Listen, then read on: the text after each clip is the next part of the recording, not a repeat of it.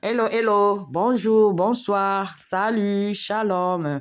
J'espère que vous allez bien. Ben moi, je vais très bien. Et oui, je vous souhaite d'abord la bienvenue sur ma chaîne YouTube. Je viens parler sur quelque chose qui doit être parlé. Quelque chose, on ne peut pas fermer la bouche, on doit parler, du moins. Ce qu'on peut, on le dit. Ce qu'on peut dire, on le dit maintenant là. Oui, je viens parler de ces choses-là avec un petit vocabulaire afin que tout le monde puisse comprendre ce qu'on a à dire aujourd'hui. Alors, je viens parler de quoi? Je viens parler de qui? Je viens parler des rebelles, les rebelles. Oui, comme vous avez entendu, les rebelles. Il y a des rebelles dans ce monde que nous vivons, il y a aussi des rebelles. En général, nous connaissons les rebelles. Les rebelles sont souvent dans le monde politique. Quand on parle des rebelles, on est toujours déjà visé dans le monde politique. Dans la politique, souvent les rebelles, ce sont des gens qui sont des révoltés, des gens qui sont contre l'autorité, des gens qui sont contre le gouvernement et les gens qui sont là à combattre le pouvoir établi. Voilà les rebelles dont on parle souvent.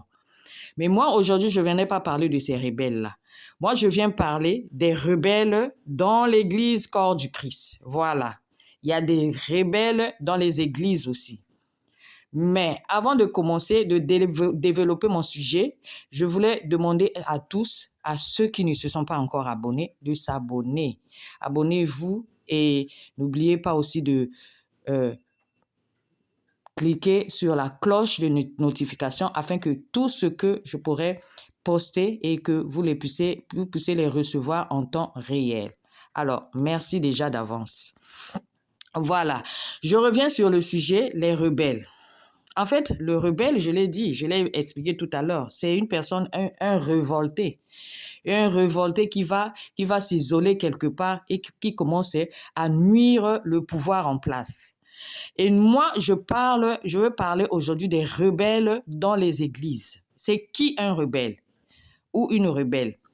Un rebelle, une rebelle, c'est souvent des gens qui, jadis, étaient dans les églises, c'était des chrétiens. C'est même des gens qui étaient vraiment actifs, qui œuvraient pour Dieu, qui travaillaient dans les églises. Mais un jour, je ne sais pas pourquoi, ils se sont révoltés et ils sont sortis de l'église. Et de là où ils sont, ils commencent maintenant à jeter des pics à l'église. Voilà les genres de rebelles que je veux parler aujourd'hui sur ma vidéo. Ces rebelles sont souvent des gens, en venant à l'église, peut-être ils s'attendaient à autre chose, ils attendraient à un gain, croyant peut-être que non, j'ai une situation ceci, j'ai un problème ceci, je vais à l'église, tic au tac, j'aurai la réponse à ma situation. Mais ils ont attendu, ils n'ont pas eu, ou encore, ce sont des gens qui ont eu des disputes avec un fidèle, une fidèle, ou avec le pasteur lui-même, ou avec un membre, un serviteur de Dieu, tout ça. Et après ça, ils se sont réfugiés, ils sont sortis de l'église et de là où ils sont, ils commençaient à se révolter contre l'église. Alors, pour les chrétiens, quand c'est comme ça, là, les anciens, les chrétiens qui sont déjà mûrs. Parce que dans l'église aussi, il y a deux sortes de chrétiens. Il y a les bébés spirituels et les chrétiens déjà mûrs. Pour ceux qui sont mûrs, il n'y a pas de problème. Ils comprennent parce qu'ils savent que même Jésus-Christ, on l'avait combattu sur la terre. Et pourquoi, quand une personne est dehors, commence à combattre l'église, que je puisse m'affaiblir? Je ne veux pas m'affaiblir. Mais malheureusement, il y a aussi des bébés qui viennent de naître. Il y a des enfants qui viennent de naître dans les églises, donc les bébés spirituels. Eux aussi, ils sont là, quand ils écoutent ça, ils se disent que non, c'est que ça ne va pas. Il y a d'autres même suivent ces rebelles-là. Il commence bien avec l'œuvre du Seigneur, mais dès qu'il écoute un rebelle qui est en train de parler, il sort, il suit ce qu'il dit. Alors, c'est là où c'est dangereux. Voilà. Donc, moi, je voulais revenir sur ces gens-là, sur ces rebelles-là. Ces rebelles, c'était des gens, souvent des gens qui étaient des vrais pratiquants dans l'Église. Quand je dis pratiquants, actifs, voilà, je vais utiliser le mot actif. C'était des gens qui étaient vraiment actifs. Ils étaient tout le temps là à l'église, ils ne manquaient pas, ils donnaient même quand il s'agissait de donner leur dîme, leur argent, ils étaient là, ils étaient vraiment actifs, ils donnaient. Mais malheureusement, ce qu'ils voulaient, ce qu'ils s'attendaient, Pour eux, en faisant cela, ils avaient peut-être une autre idée de l'Église. Ils s'attendaient et ils n'ont pas eu. Ils ont été dessus quelque part et ils sont sortis. Ils commençaient maintenant à jeter des pics pour l'Église. Alors, qu'est-ce qu'il faut faire devant ces gens qui sont en train? Ne pas les écouter. N'allez pas les écouter. N'écoutez pas ces genres de personnes. Et ces gens-là, je vais revenir encore expliquer les rebelles. Les rebelles, je prends un exemple. Ils sont comment? Pour bien expliquer, pour que nous puissions savoir qui sont ces rebelles-là. Les rebelles sont des gens, c'est comme, ils utilisent souvent la politique du crabe. C'est comme les crabes. Le crabe, quand il est dans une cuvette, regardez, vous mettez des crabes dans une cuvette. Vous mettez beaucoup de crabes dans une cuvette. Alors, qu'est-ce que le crabe fait? Quand il y a un crabe qui veut monter, qui veut sortir de la cuvette, les autres qui sont restés vont chercher à le tirer afin qu'il puisse retomber sur la cuvette, qu'ils restent ensemble là-dedans. Donc, il ne veut pas voir l'autre monter et l'autre sortir. Il ne veut pas. Il tire pour qu'ils puissent rester tous enfermés dans la cuvette. Voilà la politique des rebelles. Les rebelles utilisent ce moyen.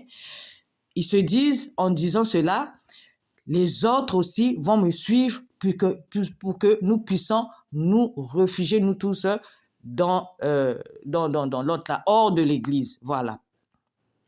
Donc, le rebelle va commencer à se comporter comme ça, là, en faisant quoi?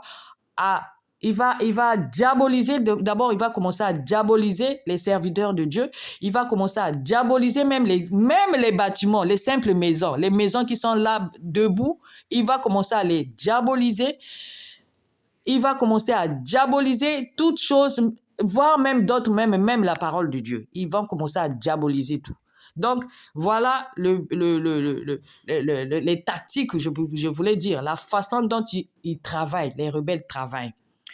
Alors, ces rebelles, c'est ça leur but. Et leur but, c'est quoi? Leur but, ils veulent que les églises se ferment, ils veulent qu'il n'y ait plus rien parce qu'ils ne sont plus dans les églises et les gens sont là et ça leur fait mal de voir que les gens continuent à aller dans les églises, les gens ont la délivrance et ils vont continuer maintenant à lancer des pics, ils vont continuer maintenant à faire des émissions, ils vont continuer maintenant à parler, à sortir, ceux, du moins comme je dis, ceux qui peuvent le faire parce qu'il y a d'autres rebelles, ils ont bien envie de faire ça, mais comme ils n'ont pas la possibilité de faire, ils n'arrivent pas. Et ceux qui ont la possibilité, ils sont là. Ils sont là, ils vont commencer à lancer des pics, ils vont commencer à dire de n'importe quoi afin de décourager tous les chrétiens qui vont à l'église, qui vont à l'église, et pour eux, qu'on ferme toutes les églises. Ils confirment toutes les églises. Voilà les rebelles qui se trouvent dans l'église corps du Christ. Nous, qu'est-ce qu'on va faire? Nous, en général, les chrétiens, ceux qui vont à l'église, déjà, évitez de regarder des émissions qui sont là à critiquer les églises. Évitez. Parce qu'on ne sait pas. On ne sait pas. Parce que les rebelles, je vous dis, ils connaissent, comme je vous ai dit au départ là, ils connaissent l'église. Ils savent quel point toucher afin de décourager tout le monde. Ils savent où aller afin de décourager tout le monde. Donc, ils vont commencer à utiliser leurs armes, ils vont commencer à utiliser leur façon de faire afin de décourager tous ceux qui vont à l'église. Donc, pour ne pas tomber dans leur pic, pour ne pas tomber dans leur trou, évitons de regarder ces genres de missions, évitons de regarder, d'écouter ces genres de personnes. Parce que le but, c'est ça. Ils veulent que tu regardes, tu écoutes et tu t'affaiblis et que tu tombes. Donc, un serviteur de Dieu ou bien un enfant de Dieu doit éviter de regarder ces genres de personnes. Voilà. Donc, comme je dis toujours, moi, je dis ce que je pense, même si il y a une personne dans l'état des gens qui vont écouter, même si il y a plus... Donc, je disais, le but du rebelle, c'est de voir toutes les églises fermées. Lui, c'est ça son but. Il veut voir que tout le monde reste à la maison, tout le monde n'aille pas à l'église. C'est pourquoi il est là, il combat les églises. Voilà le but du rebelle. Alors, le chrétien, Le chrétien, plusieurs chrétiens se demandent, alors pourquoi? Pourquoi ils sont là? Pourquoi ils sont là à critiquer? Il y a d'autres même qui disent que non, il n'y a pas de fumée sans feu. Quand il y a quelque chose, il n'y a pas de fumée sans feu. Mais non, mais le rebelle, c'est ça.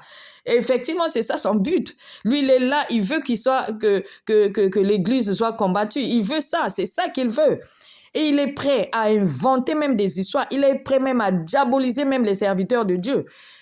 Il oublie que les serviteurs de Dieu sont des gens comme des personnes, des êtres humains qui peuvent aussi chuter. Mais ça ne veut pas dire que si un serviteur de Dieu chute, c'est que c'est l'Église corps du Christ qui a chuté. Pourquoi aller tenir l'Église corps du Christ s'il y a un serviteur de Dieu qui chute? C'est pourquoi les serviteurs de Dieu, quand c'est comme ça là aussi, restez, asseyez-vous, laissez la place aux autres, comme je l'avais dit dans l'autre vidéo, laissez la place aux autres, que les autres aussi enseignent. Parce que là, surtout pour les bébés spirituels, surtout pour ceux qui viennent d'accepter Jésus-Christ comme Seigneur et Sauveur, c'est vraiment très difficile, c'est vraiment très, très compliqué pour eux. Ils s'embrouillent, ils ne savent plus. Ils sont là, ils sont perdus. Ils sont perdus. Moi, je connais beaucoup des enfants de Dieu, beaucoup des bébés spirituels, des gens qui ont commencé à aller à l'église. Une fois, il y a eu un scandale à l'église et lui, il sort. Parce qu'il y a eu ce scandale-là, il ne comprend rien, il est perdu. Alors, voilà pourquoi on demande toujours, quand il y a un scandale à l'église, cherchez à vous asseoir pour ne pas embrouiller les bébés spirituels. Voilà. Donc, comme j'ai dit au départ, mon but, c'était ça, expliquer les rebelles, qui sont les rebelles. Alors, nous, en tant qu'enfants de Dieu, évitons de regarder les vidéos des rebelles. Évitons, laissons. Continuons à combattre pour que ceux qui sont dehors puissent rentrer là où nous sommes. Ne cherchons pas à aller les rejoindre, à regarder même leurs trucs qu'ils sont en train de faire là. Il y a beaucoup des émissions de l'église qui passent, il y a beaucoup des émissions, des cultes, des ceci. Regardons des vidéos comme ça là. N'allons pas regarder les vidéos des rebelles. Voilà ce que j'avais à dire concernant les rebelles. Alors, je vous remercie, vous qui avez regardé la vidéo jusqu'à maintenant là. Likez la vidéo et n'oubliez pas, je répète, pour ceux qui ne se sont pas encore abonnés, abonnez-vous parce que j'ai des choses et j'ai des révélations encore à faire dans mes prochaines vidéos. Merci beaucoup pour tout. Merci aussi à ceux qui sont en train de m'écrire, ceux qui m'ont écrit, je vous remercie de tout cœur. Shalom, shalom, shalom.